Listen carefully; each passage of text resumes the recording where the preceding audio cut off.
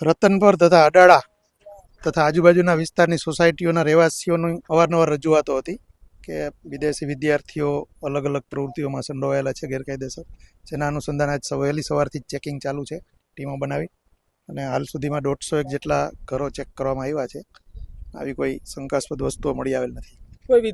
કોઈ એવી વિદેશી વિદ્યાર્થીઓ કોઈ એવું મળી આવ્યું કે જેનું પાસપોર્ટ છે તે અત્યાર સુધીમાં એક્સપાયર થયું? નહીં, અત્યાર સુધી જે ચેકિંગ કર્યું છે એમાં કોઈનો એવી ધ્યાને નથી આવી વિગત કે એનો પાસપોર્ટ કે વિઝા, બધા વેલિડ વિઝા ધરાવે છે. કોઈ નશીલા પદાર્થ મળી આવ્યા ખરી? નથી, કોઈ એવું મળી આવેલ નથી.